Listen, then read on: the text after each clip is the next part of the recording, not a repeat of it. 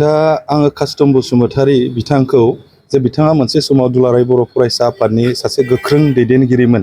दा बिथाङा हारिखौ लानानै बड'फाखौ लानानै बै समाव गोबां खोथा बुंबोदोंमोन। दा बिथांखौ आं सानदों दिनै बिथाङा बिपिएफ दोलोआव थांनानै एथ'ग्राब जे गाहायाव थांगोन होननानै आं सानाखैमोन आरो। बिथांनि जे बुंनाय राव मोनसे स्टेन्डार्ड लेंगुवेज जों खोथाखौ बुङोमोन एबसुआव थानाय समाव, नाथाय दिनै बिपिएफआव थानानै आं बिथांनि जे रायलायनाय भाषाफोर, बिथांनि खुगायाव गनाय भाषाफोर, बेखौ ओरैबायदि गाहाय थाखोआव थांबाय होननानै आं साननानै लादों आरो। दा जियानो हक बिथाङा बुंदों जाहैदों प्रमद बर' सारखौ जे बड'फा उपेन्द्रनाथ ब्रह्मनि मुंखौ खुगायाव लायाब्ला मोजां होननानै। अबस्से आं नुवाखै, गोबां मानसियानो आंखौ बुंदों बा नोंथांमोन सोंनायावसो आं किसुमान खोथाफोरखौ आं मिथिबाय। दा बिथाङा माबोरै प्रमद बर' सारखौ बेबायदि बुंनो हायो? दा बिथाङा नायदोंना नायाखै प्रमद बर' सारा मा मा मावदों मा मा मावाखै? दा बिथांनि सरकारनि दिनाव, प्रमद बर' सारनि सरकारनि दिनाव दिनै उपेन्द्रनाथ ब्रह्मनि, बड'फा उपेन्द्रनाथ ब्रह्मनि जे जोनोम सान, बेखौ दिनै स्टुडेन्टस डे हिसाबै स्वीकृति मोनबाय। बेखौथ' हाग्रामा महिलारिया मावाखैमोन, दा बेखौ प्रमद बर' सारनि दिनाव मावनाय जाबाय। आरो दिनै प्रमद बर' सारा बड'फा उपेन्द्रनाथ ब्रह्मखौ सनमान होनानै बिथांनि नामजोंनो बड'फा सुपार 50 मिशन बेखौ खालामदों। बेखौथ' हाग्रामा महिलारिया खालामाखैमोन। आरो बेजों लोगोसे बड'फानि मुंजों जे बड'फा लाइभलिहुड मिशन, बे लाइभलिहुड मिशनखौबो प्रमद बर' सारा बड'फानि मुंजोंनो खालामनाय जादों। आरो बड'फाखौ जुदि रेसपेक्ट होनानै प्रमद बर' सारा जुदि खामानि मावाखैमोनब्ला, बा बड'फानि थुलुंगाफुरियाव जे 10 कौटि बाजेट हमनानै जे बेयाव खामानि मावनायनि जे प्रसेस, बे प्रसेसखौ प्रमद बर' सारा लानाय नङामोन।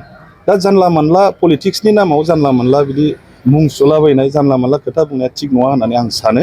दा कास्टम बसुमतारीया भबिष्यत दङ।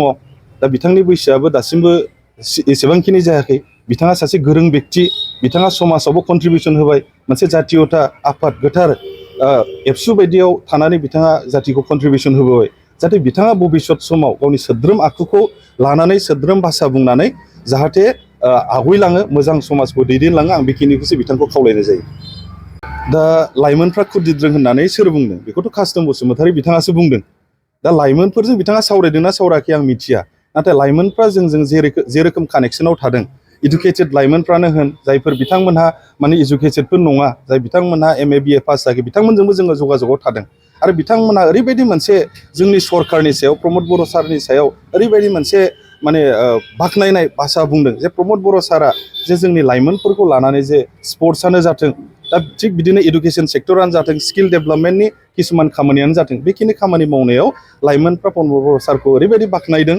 आरो दिनै नोंथांमोना ससियेल मिडियायावनो नुबाय थादों, दिनै लाइमोनफ्रा लोब लोब इउपिपिएल दोलोआव बाहागो लादों। बेयाव लेखा गोरों लाइमोनफोर, जायफोर BA पास जानाय, MA पास जानाय लाइमोनफ्रानो दिनै इउपिपिएल दोलोआव सानफा एफा लोब लोब हाबफैनायखौसो जों दिनै नुनो मोनदों।